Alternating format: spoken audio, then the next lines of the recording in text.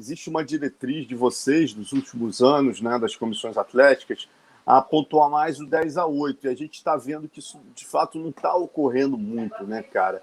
Eu queria te perguntar, vocês não têm reuniões? Uma outra coisa também que eu acho que me marca na atual arbitragem, né? E vocês da Comissão Atlética Brasileira são bastante... sempre lutaram por isso, é que striking efetivo, né, como o livro do Bravo tanto fala, né, cara? Pô, striking efetivo tem que receber o mesmo peso de grappling efetivo, né? A gente vê uma luta do Goiti Yamauchi, a última, que me chocou, foi uma coisa bárbara na minha leitura, onde o atleta dá um show de chão, ele toma um knockdown grau 1, que ele cai e levanta, né? E ele dá um show de chão, ele simplesmente faz um seminário no oponente, que eu até esqueci o nome, ele raspa, ele monta, ele pega as costas, ele dá pega uma as aula costas e encaixa uma posição. Encaixa a posição, ele dá 3 minutos de aula de jiu-jitsu. No strike ele estava igual ao cara, talvez até um pouco superior, quando ele toma um knockdown grau 1. Como justificar o primeiro round para esse cara? E o primeiro round definiu a luta em favor do americano. Sim. Contra o Yamauchi.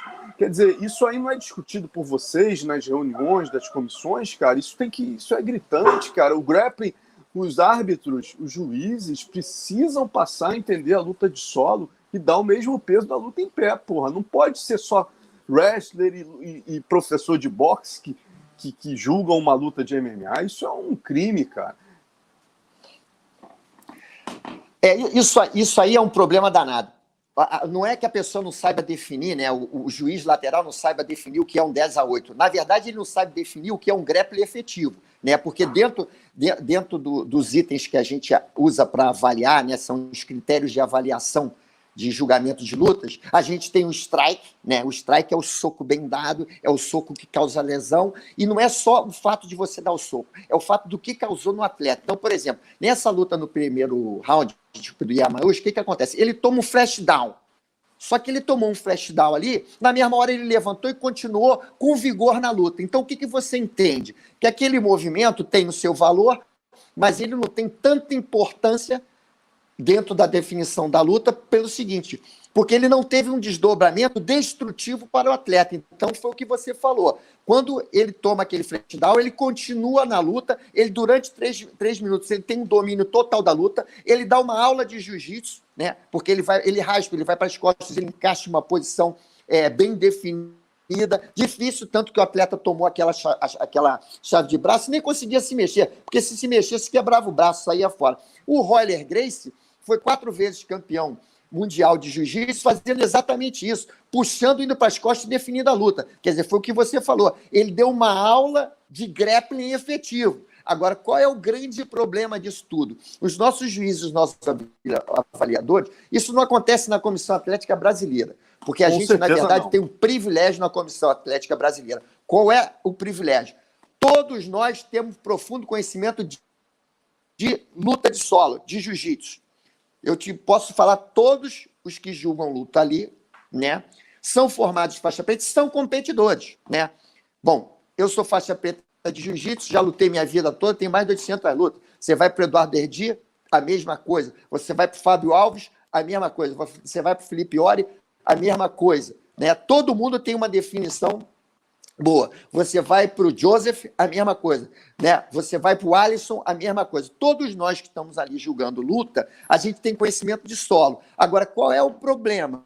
O problema é que, tecnicamente, tem juízes que migraram para o MMA sem ter conhecimento de solo. Não é ter ideia, é fazer questão. Todo mundo sabe o que é o armlock, mas ninguém sabe o que é o movimento do armlock, entra e sai. Ninguém sabe o que é pegar um armlock na pressão ou não pegar na pressão.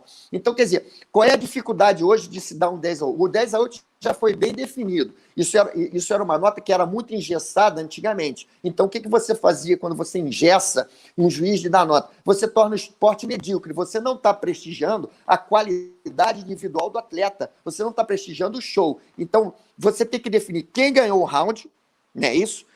A nota que você dá no round, que você está prestigiando a qualidade técnica do que você viu, e você tem que fundamentar e explicar a tua nota. Isso é ser um juiz de MMA qualificado, os que a gente tem na Comissão Atlética Brasileira. São todos profissionais qualificados. Então, quer dizer, quando você vê um 10-8, tem que ter domínio? Tem que ter domínio, óbvio que tem que ter. Tem que ter dano, o dano é fundamental no 10-8. Qual é o dano do strike? É fácil definir, qualquer leigo define. O cara deu um soco bom, o cara deu um chute bom, um atleta sentiu. Agora, o que é um dano no grappling? O que é um grappling efetivo? O que é você evoluir numa luta de solo? É isso que eu te falo. É você ficar numa meia guarda parada, é você passar uma meia guarda, você montar, você puxar para a guarda, que nem ele puxou, você raspar, ir para as costas, encaixar um golpe. É isso que eu falo. A gente tem que ter atletas profissionais com qualidade técnica para aquilo. E a gente sabe que o jogo de solo é um jogo muito mais complexo. Você vê uma luta em pé, de soco e pontapé, até um leigo, ele consegue entender a luta. Agora, uma luta de solo tem que ser um especialista. Então, quer dizer, o problema hoje em dia não é que a gente não saiba definir um 10-8, um 10-7, um 10-9. Tem hoje em dia profissionais trabalhando que eles não sabem definir a qualidade do grappling. Eles não entendem disso. Quer dizer, não é o caso dos brasileiros. Vou te falar que sem dúvida.